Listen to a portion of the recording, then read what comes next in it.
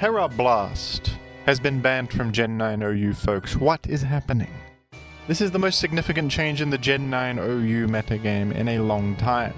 The existence of Tera Blast is a reason that many Pokemon in the past got banned, so they're going to have to go back and reevaluate some of their decisions from the past. If you're not aware of what Tera Blast is, this is a new move in Gen 9 that interacts with the generational mechanic Terastallization. Tera Blast by default is a normal type special attack with 80 power, but if your Pokemon terastallizes into a new type, Tera Blast will change to match the type you've terastallized into, and it will become physical or special depending on your higher offensive stat. This is kind of a similar concept to Hidden Power, which was a move that could change its type depending on your Pokemon's IVs and provide a universal form of coverage. But Tera Blast is quite a bit different to Hidden Power in a few ways. First of all, there's more of a commitment associated with it. In a battle, you can only terastallize one Pokemon per game. So to use Tera Blast for its intended purpose, you're required to commit to this one per game ult, which is inherently inflexible. If a situation calls for you to terastallize elsewhere to save your life, Tera Blast will just be a dead move. However, Tera Blast is also far more powerful than Hidden Power at the best of times. Its base power is higher, it can become a physical attack, meaning it can be abused by more Pokemon, and also, when you terastallize, you gain a same type attack bonus on your new type, which also enhances the power of the move. Hidden Power by comparison in its nerfed state was only 60 power. Tera Blast also comes with a complete defensive type change which can have advantages of its own, allowing for setup opportunities that were not previously possible. A prime example in the past of Tera Blast having game-breaking implications was on Volcarona, an already extremely powerful boost sweeper enhanced further by terastallization generally. The ability to change your type for defensive benefit and gain stab damage on coverage moves was incredible for Volcarona. But when you add Tera Blast into the mix, it adds so much set variety and offensive variety that even what should be a hard counter to Volcarona no longer hard counters it. Skeledirge seems like the most clear-cut Volcarona answer ever. It's a fire ghost type with Unaware, completely resistant to all of Volcarona's possible coverage, completely ignoring its offensive boosts thanks to Unaware, and even threatening it significantly with Torch Song. Even Will-O-Wisp sets it ineffective because Skeledirge is immune to burn.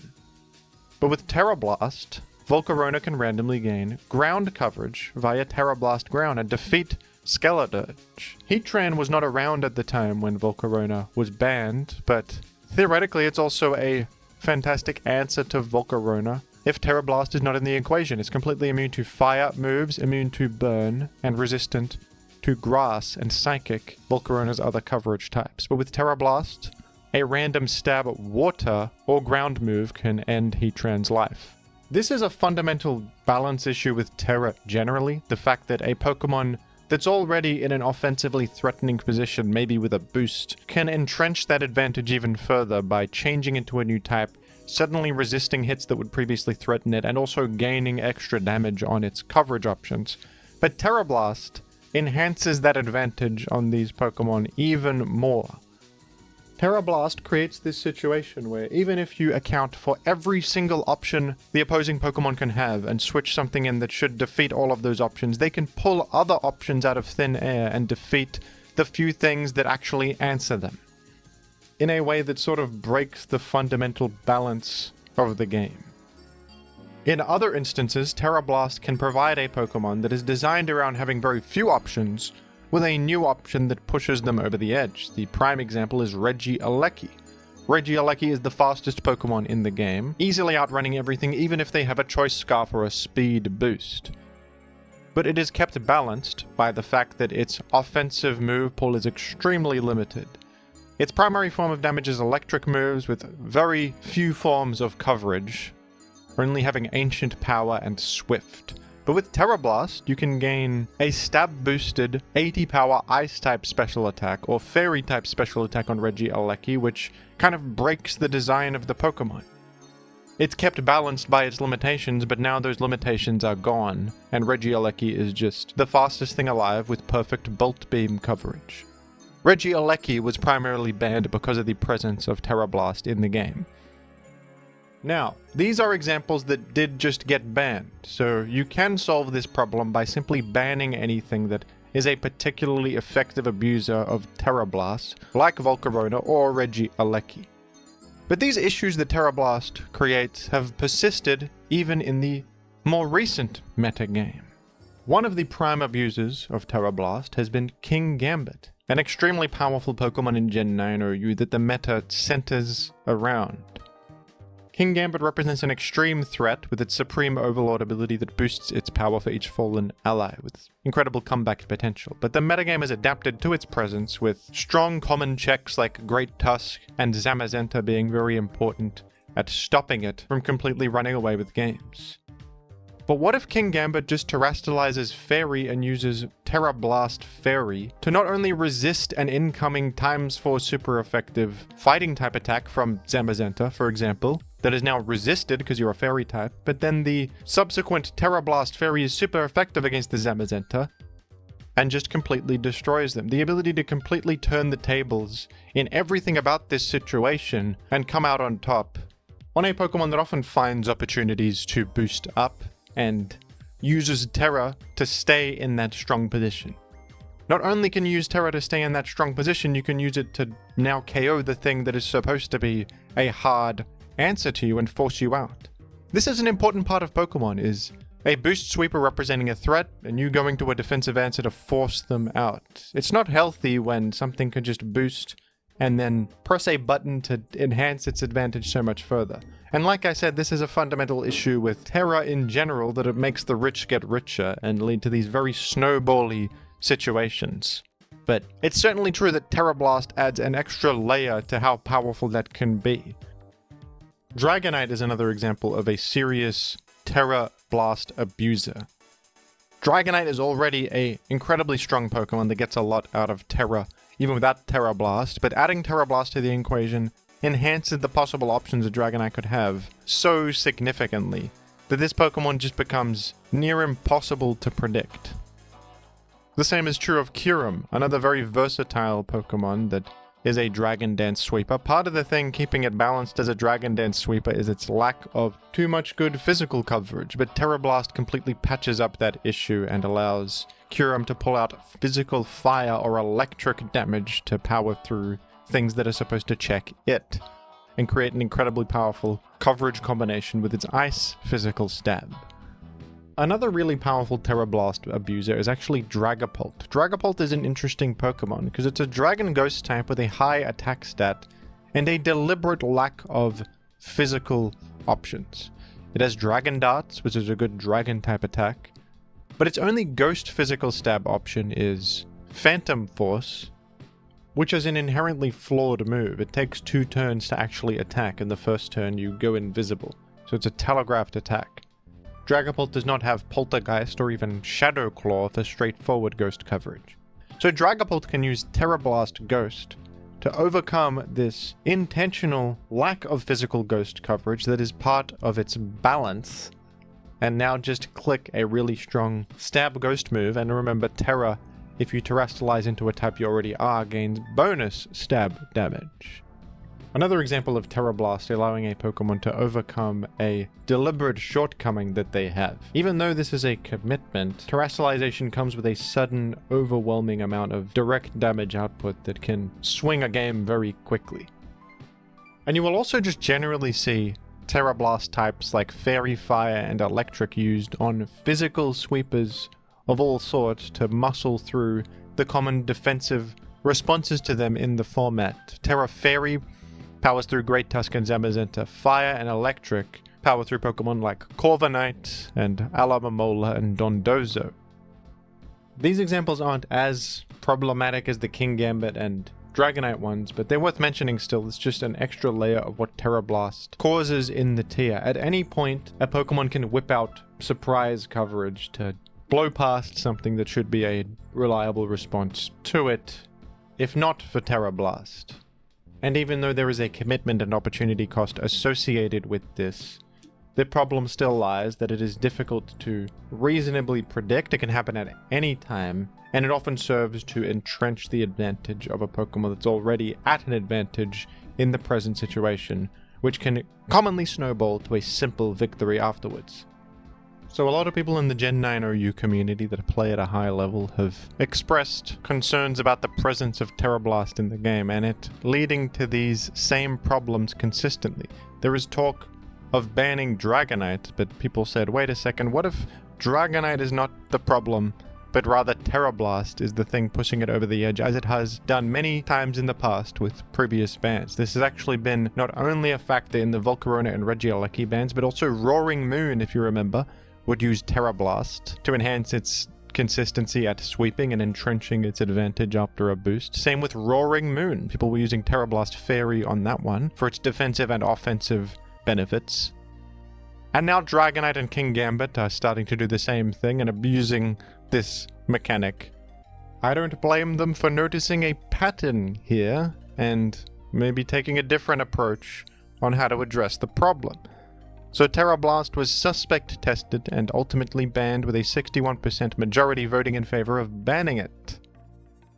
I've seen a lot of outrage about this ban. Some people think that it's a bad decision, and the underlying issue of Terra is the true problem, and there is merit to that argument. Some people just think they're banning too many things, which they have banned a lot of things in Gen 9 OU. I think it's the OU generation with the most bans ever. Personally, I'm over the discourse about whether Smogon should ban things or not, or just leave the meta as is. At the end of the day, this is a fan format for 6v6 singles. The game happens to be in an incredibly unbalanced state by default for 6v6 singles, because they don't balance around it themselves. So if people want to play 6v6 singles in this gen, it requires a lot of iteration and bans to be in a balanced state, at least on the OU power level. It's a fan format that nobody's forcing you to play, and you can just play official formats if you prefer, or different 6v6 singles formats with different rules, previous generations, whatever. If you disagree with the decisions made, I think at least have some awareness that this is a very difficult thing to balance, and the answer about what to do is not necessarily cut and dry. This was also not one guy making a choice, this was a community vote. That's all I have to say about that aspect of it. I'm done with people pretending Smogon is some tyrannical government. It's just a Pokemon fan community. You just don't play the damn formats if you don't care about it. I can't listen to that anymore. I don't care about what you're saying. You are making an enemy out of thin air. But what I want to get at the heart at is, what does this ban actually result in? If we look at this not as a tyrannical mastermind taking away your freedom, which is a very dramatic way to look at it, if we just look at it as a balance patch. This is like a balance patch per a game. That's how I think of it. They've banned Tera Blast, and what has this resulted in? I think it's resulted in an effective nerf for boost sweepers that are already at an advantage, like a Dragonite that is just Dragon Danced up, or a Swords Danced up King Gambit. If somebody's already at an advantage with a boost sweeper, I actually think it's bad for the game if that Pokemon in that position gets to so effectively maintain their advantage. And in fact, I think it's a fundamental important part of Pokemon that you can defensively switch into a boost sweeper and force them to exit with a defensive answer. Tera Blast is a mechanic that makes this so much more difficult, on top of just adding general variance to the game that makes it difficult to actually predict what a Pokemon is going to do. Pokemon is a game about knowledge of movesets and stuff like that. It should be within your hands to respond to any possible option the enemy can have. And if you're running a dedicated response to something, I think that's a sacred thing. That should be a dedicated response. Heatran should beat Volcarona. That's just how it should be, I think. And to be fair, Volcarona in past generations can run Hidden Power Ground to hit Heatran, but that's a much weaker move. It doesn't come with a stab bonus, it doesn't change Volcarona's defensive typing, and even still Heatran, if it's specially defensive, can still live an HP ground from a +1 Volcarona, if the HP ground is only 60 base power. It's clear that Tera Blast is a more extreme version of what was, in my opinion, a more balanced mechanic in Hidden Power. Hidden Power did provide coverage in a similar way, but it's so much weaker, and it could be accounted for, I think. Looking through this thread, I am compelled more by the pro-ban arguments than the do-not-ban arguments for Tera Blast, personally.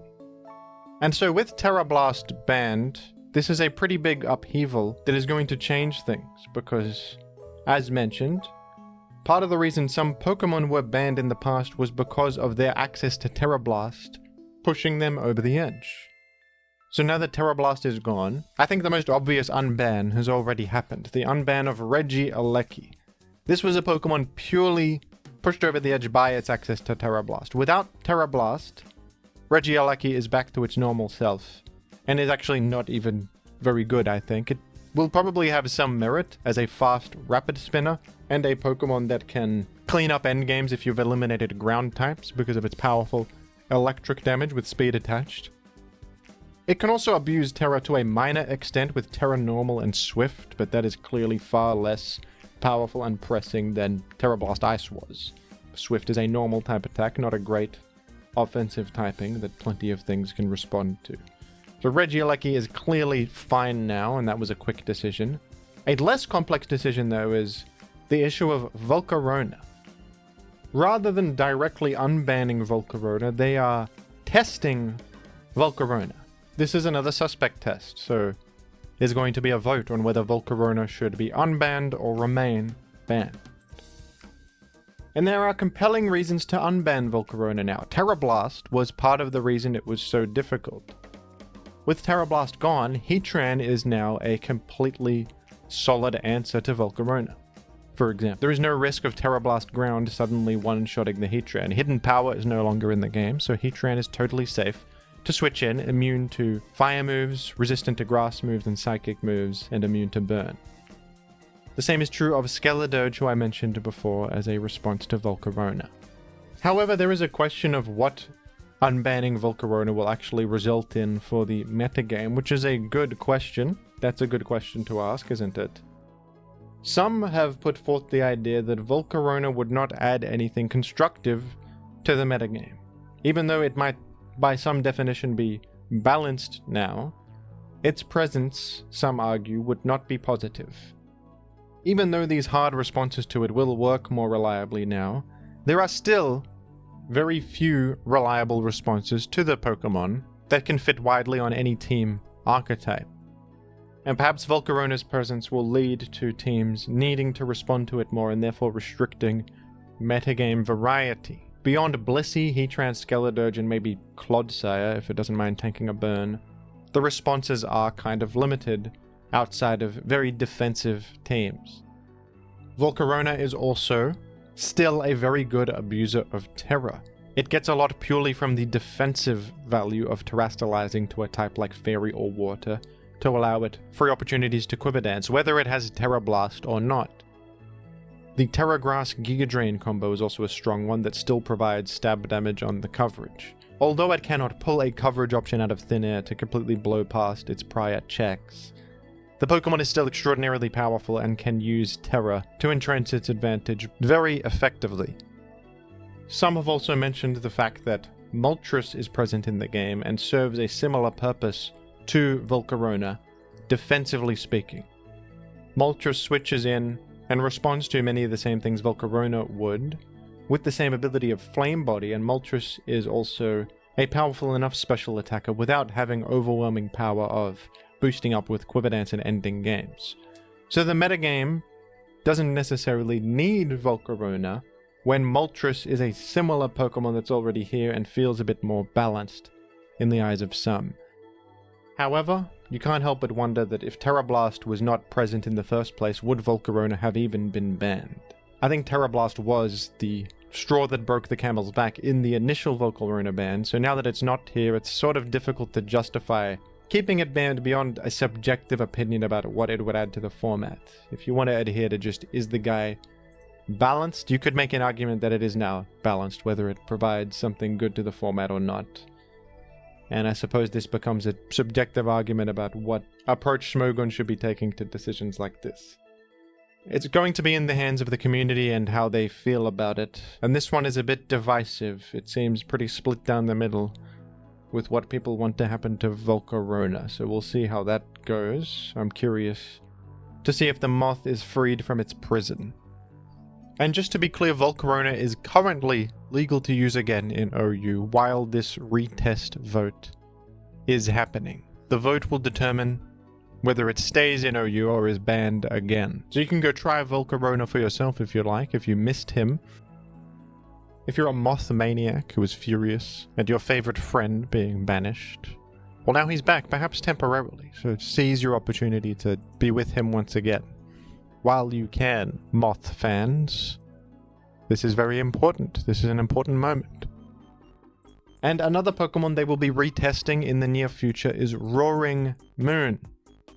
A Pokemon that was legal for much of the lifespan of Gen 9 OU, and was banned not too long ago, partially due to its newfound developments as a Tera Blast abuser. People found that in particular Tera Blast Fairy was a significant enhancement to Roaring Moon, allowing it to become defensively sturdy against anything that was previously going to threaten it, like a fighting or dragon type attack, and then also gain super effective coverage against common switch-ins to its normal move pool. It is sort of funny that Tera Blast being gone is seen as a removal of an important option for a lot of Pokemon, but it feels like the way Tera Blast was actually used in practice most of the time was to chuck Tera Blast Fairy on a boost sweeper that's already really good anyway, but now just has no counterplay whatsoever because it can become the best defensive type in the game and also get stab damage on a Fairy move, which is a really good offensive type too.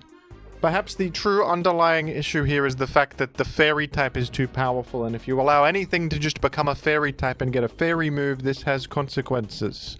So Volcarona is currently being retested. Roaring Moon will be in the future, but there are a few other possible Pokemon that could be retested now that there's no Tera Blast. Gouging Fire is one of them. Yet another extremely similar Pokemon that is a Dragon Dance boost sweeper that was, you guessed it, pushed over the edge slightly by the fact that it had access to Tera Blast to secure the powerful position it was in after a boost and power through the things that would normally answer it defensively. Can you guess what the most common Terra type on this Pokemon was? I can scarcely believe this, folks. This is a true earth-shattering revelation, but it was actually Tera Fairy with Tera Blast to gain Fairy Stab. I think that the ultimate argument in favor of banning Tera Blast is the fact that Tera Blast is not just a move in Pokemon, it is an entity of cosmic horror that incentivizes you to transform into a Fairy type and click Tera Blast no matter what you are. Gouging Fire and Roaring Moon are distinct individuals with their own identities, but when Tera Blast is there, they no longer become distinct individuals, they become Fairy types that click Tera Blast. That's what they become. If Tera Blast is in the game, soon you, yourself a viewer at home, will transform into a Fairy type and click Tera Blast whether you want to or not. The universe will compel you. And this is why the move needed to be banned in a greater cosmic sense. We must be saved from having our individuality erased by the great incentive there is to become a Fairy type and click a Fairy type attack. The incentive of that was so high that we have no individual agency anymore. And another potential Pokemon that could return is, unfortunately to my dismay, the Emu, Espathra, who was also partially overpowered due to its access to Tera Blast. This Pokemon had the incredibly powerful combination of Speed Boost to raise its speed every single turn, Calm Mind as a reliable special attack and special defense boosting option, and then Stored Power, a Psychic type special attack that gains more power for each of your stat boosts. Since you're receiving speed, special attack, and special defense, the power of Stored Power can very quickly ramp to absurd levels.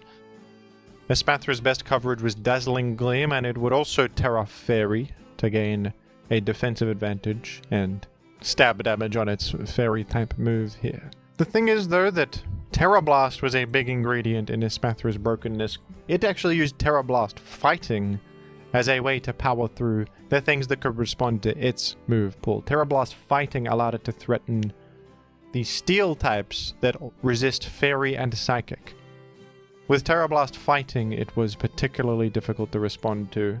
But without Tera Blast Fighting, and with only this as its most reasonable move set, since it probably needs Protect or Substitute for the speed boosts, Espathra may not have the requisite coverage to defeat common things in the format anymore. It may still have the powerful snowball potential of Calm Mind and Stored Power, but Psychic is a limited offensive type. Fairy is fairly complementary, threatening the dark types that are immune to Psychic, but Psychic and Fairy have their shortcomings as an offensive combination. And various common things could respond to Espathra pretty easily. Now, without its access to Tera Blast, it could possibly run Shadow Ball as an alternative, which would hit Steel types neutrally, but this would not hit Dark types, and this would have issues because if you Terra Ghost, you are still weak to Dark as you are in your base Psychic typing, so the defensive benefit would not be amazing if you're already weak to the Dark and Ghost types that you're weak to initially. You'd ideally want to Terra into a type that gives you resistances to things you were previously weak to. There's Energy Ball, but I don't know how helpful that is. You don't have an issue hitting like water or ground types, really. Espathra's coverage is actually pretty limited. Personally, I would not like the emu to be banned because I hate it, and I don't want to see its face around here ever again. I recently had the terrible luck of coming across this creature in real life, and I was disgusted to be in its presence, and I quickly ran away to avoid ill fortune. But if they unban the guy and allow it in OU again, I'll have to see it more often, which I don't want. And this is what emus do. They deceive you and they trick you into thinking that everything's okay, and then that's how they get you. Okay, we've been down this path before in my country, and I don't want to do it again. I don't want to give them an inch or they will take a mile. You shouldn't trust it. You shouldn't trust this emu. Also, even with the new limitations of Tera Blast not being in the game, I think this is still a pretty overwhelmingly snowbally threat that gets a lot out of the Terra Fairy combo, and would probably be pretty powerful on Psychic terrain offense teams, I imagine, as that would provide an immunity to Sucker Punch for the emu, and overwhelming power on the Stored Power Psychic Stab. My hunch is that this would still be broken. They could test it though, I suppose. There's no reason they couldn't test it in truth, despite my vendetta against the creature. They could give it another go, and perhaps it would be reasonable now. Beyond these examples, though, there's actually not that many other guys they would retest. I think everything else, even if it's a powerful boost sweeper, was broken for other reasons. Not even necessarily using Tera Blast all the time, like these guys would. Now that the Tera Blast ban has actually happened, I think it's proving to not be that insane of an upheaval. It is a big change, but it's not an unmanageable one. With only a couple of Pokemon to retest, I think the metagame will reach stability once again, and it will be interesting to see if this does solve the issues people have, because it is possible that the underlying issue still is just Terra itself. That is entirely possible. This is a middle ground decision that doesn't entirely ban the mechanic. The ability to change into another type, gain new defensive properties, and offensive stab on a completely new type is extraordinarily powerful in the environment of 6v6 singles and has been abused by countless things, often resulting in already powerful Pokemon becoming even more overwhelming. At the same time, the mechanic is unique. It gives Gen 9 a distinct identity among other generations, and it can be fun. There is a fun decision to be made every game about where you Terra. You can Terra for different reasons depending on the matchup. This adds a layer of nuance that is satisfying to many players, and there's a reason that people don't want to outright ban the mechanic, but perhaps iterate on the rules to respond to the more unhealthy aspects of it. Even though a lot of people have problems with Gen 9, it has been very difficult to balance and does have fundamental balance concerns.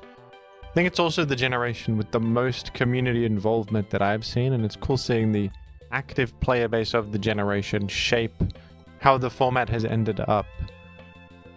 Even in other competitive games, where community input is factored in, ultimately the developers have the final say. And something like a community vote, in the same way that Smogon does it here, is unheard of. To be honest, I can't think of another competitive community that has such a system. Perhaps input from high-level players, suggestions, but ultimately the decision comes down to the balance team of the game. But in Smogon formats, a significant decision like the legality of Tera Blast is left entirely up to the hands of the community to decide. Some seem to hate this, but I personally think it's unique in the world of competitive gaming, and pretty cool.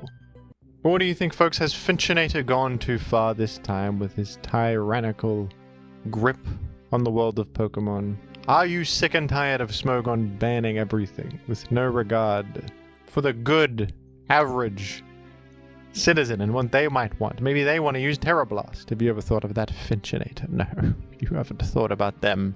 You think about only yourself, Finchinator, when you ban these things. And you think unbanning Regieleki will appease the masses. You think that will make it all okay, but you just don't get it. You just don't understand. Thank you for watching to the end. As a reward for watching to the end, you have received a mysterious coin.